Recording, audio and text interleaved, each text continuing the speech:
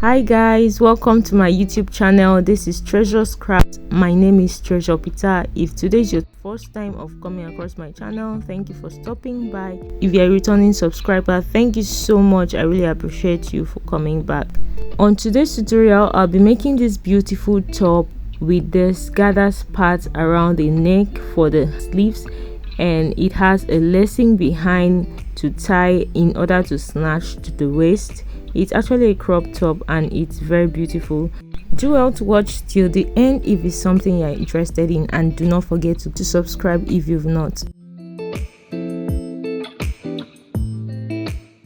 Hey guys, so to make this top, I'll be making use of these 2 yards of Ankara fabric, and then I'll be drafting it on my pattern paper before transferring it to the fabric.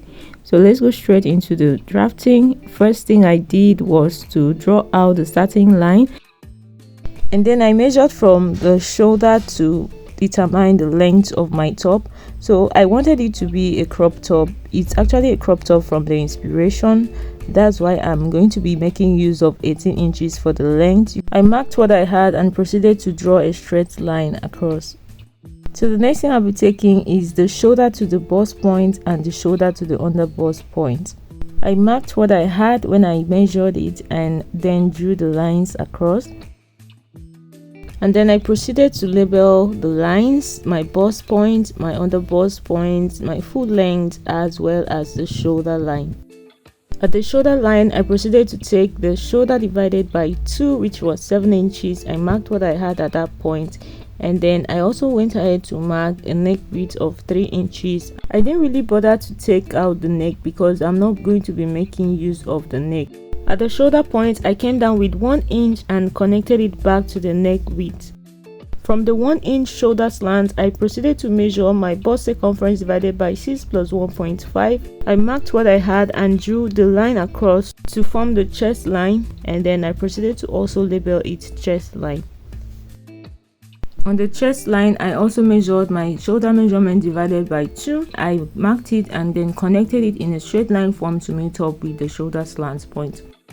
From the shoulder slant to the chest line, I went ahead to take the midpoint. I marked where it was and then came in with ½ inch from the midpoint. And on the chest line, I measured the bust circumference divided by 4. I marked what I had and then connected it in this manner to form the armhole using my armhole curve. I proceeded to take my nipple to nipple measurement divided by 2. I marked it on the full length, on the under bust, on the bust point, and then connected the lines together. The next thing I did was to divide the shoulder measurement into 2. From the neck width to the end of the shoulder, I marked what I had and then connected it to meet up with the bust point line like this. So next, we're going to be taking out the bustier dart. Towards the side on the full length, I took out 1½ inch. I also did the same thing on my under bust point, and then I connected the line to form a straight line like this. At the inner side, I also took out ½ inch, and then I also took out ½ inch at the under bust. So for someone that is more busty, I usually take out 2 inches at the side and ½ inch at the inner part. After that, I'll go ahead to connect the curve to form the bustier in this manner using your armhole curve. So guys, this is something I do most of the time on my channel, but I'm taking my time to explain this because I believe beginners will be watching this video. From the shoulder, I came down with 9 inches at the center part. This is going to be serving as the neck depth at the center because the neck will be in a sweetheart form. At this other side, I went up with about 1 inch from the chest line, making it 6 inches from the shoulder line. And then to avoid gaping at the upper part, I went out with 1 inch at the side at that point, and then I went in with ½ inch and I marked it and drew it to connect to the bust point. And then I connected it to the 9 inches at the center point to form the sweetheart neck in this manner. At the other side, I also connected it to meet up with the bust circumference divided by 4 in this manner. This is just the same thing we do whenever we are making a strapless top. Then this is the part I'm going to be cutting off. I had to mark it so it will be obvious. The next thing I'm going to do now is to replace the dart at this bust point. I replaced my 1.5 inch dart, and on the full length, because it's a crop top, I proceeded to measure my waist circumference divided by 4, and I replaced the dart intake of 2 inches and then connected it to meet up with the bust circumference measurement. I did not add any sewing allowance to the pattern paper. I'll be adding it on the material, on the fabric itself, while cutting. So guys, I proceeded to cut it out at this point.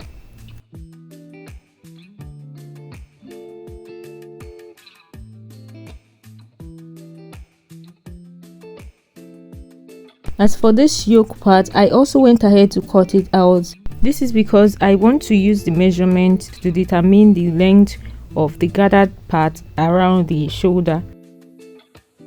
It's time to cut the back pattern. I went ahead to also cut a piece of pattern paper, and then I drew out the starting line, which is serving as the shoulder line. From the shoulder line, I measured the length of the top at 18 inches. I'm going to try to be fast so we won't waste much time in drafting this back pattern. At the middle point, I went ahead to mark 1.5 inch for my zipper allowance from the up part to the down part, and then I drew the line across and labeled the part zip allowance. From the zip allowance line, I measured my shoulder measurement divided by 2, and then came down with 1 inch for the shoulder slope, and then I went ahead to take my neck width at 3 inches and just decided to curve it. I went ahead to connect the shoulder slant to the neck width. Then from the shoulder slant, I proceeded to take my bust circumference divided by 6 plus 1.5. I marked what I had and then drew the line across like this to form the chest line. On the chest line, I took my shoulder measurement divided by 2, also starting from the zip allowance line, and then connected it to the shoulder slant point. And then I also took my bust circumference divided by 4 and then proceeded to draw out my armhole using my armhole curve like this. On the waistline, I proceeded to also measure my waist circumference divided by 4. I added extra 1 inch for the dart intake and then connected it back to the bust measurement. On the chest line, I marked 1 inch above. This is to form my new neckline because I want it to go high a little, but you can just keep it on your chest line. It will still be very okay. And then I proceeded to use my French curve to just curve it in to align with the bust towards the armhole. Then I went ahead to cut it out. Then at the center part at the downside, I went in with 1/2 inch in order to eliminate zipper bulge, and then I just cut it out in a slant form towards the upper part. So guys, this is it. The back side is ready. I'm going to also cut out the yoke part. This yoke part is just so I can use it to measure and cut out the gathered part. So guys, here are the patterns after cutting them. The next thing I'll do is to place them and cut it on the fabric, except the yoke. So this is it after cutting it. The center front was placed on fold. I added 1/2 inch at the up part here, 1/2 inch at the side, and 1 inch down. And at the side, I also added 1/2 inch round the center, 1 inch to the down. Then I added my seam allowance of 1.5 inch and then 1/2 inch at the up part. For the back part, I added a little allowance at the zipper allowance part. I added 1 inch down and 1.5 inch at the side for the side seam allowance and 1/2 inch at the upper part. Then I proceeded to cut out this part for the back. This is going to be used for the lacing at the back. I went ahead to cut 4 pieces, 2 for each side and 2 for the other side, because I'll be using the material to turn over as lining. This is how I'm going to be attaching it. When we are sewing, I will show you guys how to attach it. For the length, this is about 7 inches, and for the width, this is about 8 inches. Although I'll still reduce it, I still had to reduce it because I felt it was too close to the zip. For this yoke part, I went ahead to measure the length of the yoke. I took the highest length, but I didn't start from the center because I'm going to be starting my gathers after the center. So it was around 1 inch after the center, so I'm going to be measuring from here. It was around, let's say, 1.5 inch. I stopped the length around this part. When I'm placing it, I'll show you guys to explain better. And I also measured this part to check the length. So I had about 7 inches here and about 7 inches for the front side. So altogether that is going to be 14 inches. Now add extra 1 inch allowance for joining, making it 15 inches. So this is the fabric for the gathers part. For the width, I'm using by 45 inches because the wrapper is actually by 45, but for the length, instead of 15 inches, I had to make do with about 17 inches, but I later reduced it. So still, you can still maintain the same 15 inches, so it will give you exactly what you want, or you add additional 1 inch for a little ease. So this is how I'm going to be gathering it on the front side and the back side, and it will be like this. So I'll show you guys while sewing. I had gone ahead to cut the second piece also. So guys, it's time to start sewing. I went ahead to place this warden around the breast area. I have done several tutorials on how to place it, and I also went ahead to gum it with iron on the wrong side. So I didn't bother to add hairstay on the full part because I didn't have an hairstay and it was late in the night, but it's best you gum your hairstay first before gumming the warden. So I proceeded to flip it over and join it with 1/2 inch like this. I'll also go ahead to join the other side also. And for the lining part, I used the same material to cut the lining for the front, so I'll go ahead to also join the linings together. For the back side, I'll go ahead to take in my darts. So I'll be taking the darts on the fabric as well as the lining separately. So go ahead and do the same thing. I'll do that off the camera and show you guys what I have. So this is the front side after joining it and using the breast ball to iron it out. And this is the back part after taking the darts. So the next thing I'm going to do is to attach the yoke part to the front and to the back before using the lining to turn in. So this is it. I'll be gathering it at once. I'm not going to sew a loose stitch before dragging the thread to form the gathers. So guys, this is the front side. In order to start the gathers, I had to fold it in at this side and the other side, and then we are going to be starting the gathers from about 1 inch after the center. This is about 1.5 inch after the center. You can start it from the center, exactly at the center, it's still okay. I first folded it in again so it will look neat, and then I'm going to just gather it from this part. Just go ahead to gather it. So I'll go ahead to pin it down, so I'll show you guys what I mean, what I'm trying to explain. So just go ahead to just gather it. Try to make sure that your gathers is evenly distributed, and then I'm going to gather it till I reach about 2.5 inches before the end. So the reason why I'm stopping at 2.5 inches before the end is because 1.5 inch is my seam allowance and additional 1 inch is just there for ease. So that is why I'm stopping there. So that means that I am leaving 1 inch extra allowance. So guys, I was just showing you guys where you are going to start the gathers from as well as where you are going to stop.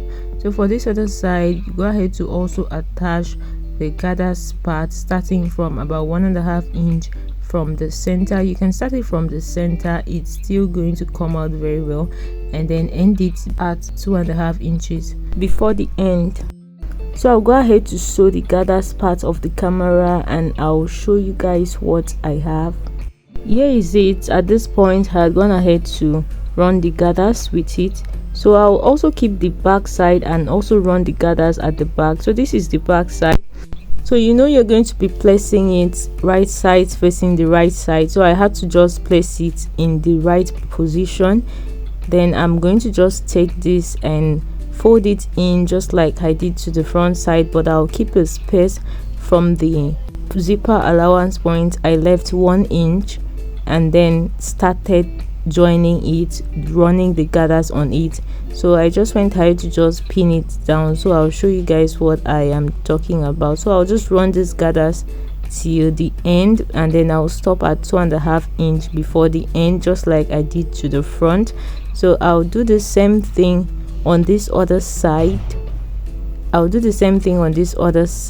And then this was what I had after running the gathers.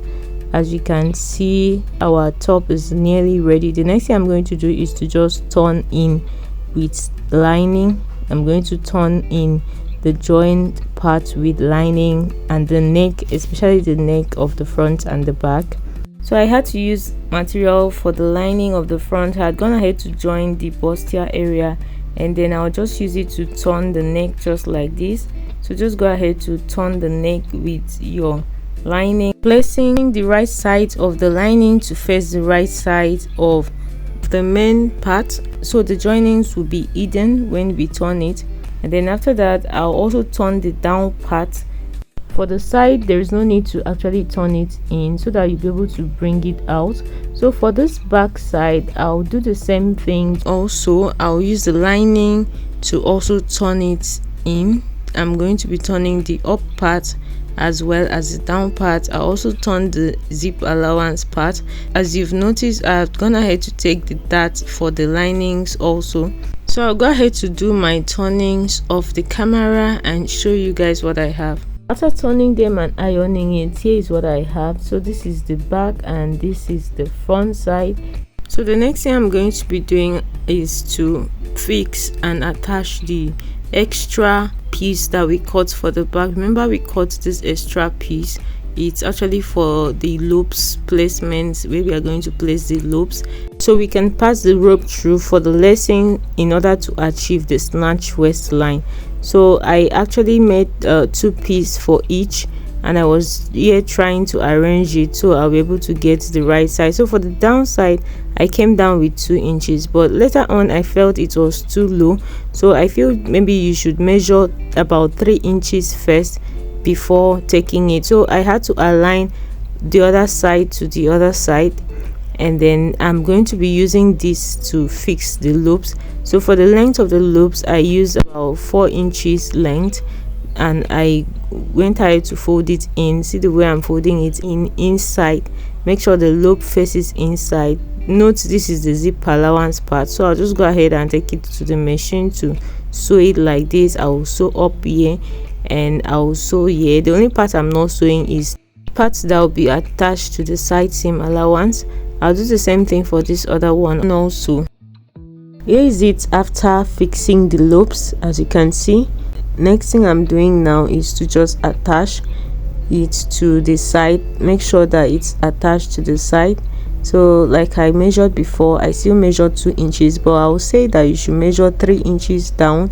I felt it was too down. After sewing, I noticed it was too down. After pinning it, I noticed that the width was actually too long, and because of that, it was too close to the zip allowance part. As you can see, if we should take out our zipper, the space will not be there, so I had to cut it out again. I had to really adjust it again and cut it out. So at the end, I made the width to be about 7 inches for the width. That's like saying you're making it to be your waist measurement divided by 4. So I'll go ahead to just sew on it, and then I'll go ahead to close the side using my measurement, and I'll also fix the zip, and our top will be ready. Finally, I'll be making this rope for the lacing. So guys, this is the final outcome of the top after placing everything and after fixing the zip. And also this is the rope, and this is just how we are going to tie the rope through. And that is all. This is the end of this tutorial. Thank you so much for watching. If you've watched up to this point, please do well to hit that subscribe button if you've not, and also turn on your notification bell so that whenever I drop a video, you'll be notified. And don't forget to like and also share the video. This is it when I tried it on. This is the top. I also attached a fastener to the center part of this front part, so you could actually choose to just clip it in or just leave it open. This top was actually so beautiful. It was actually eye-turning because everywhere I went, people were just admiring it and they were asking me about it, and I got some clients from it. Thank you so much guys once again for watching up to this point, and thank you so much to my returning subscribers. You guys are really the best. See you guys in my next tutorials. Bye.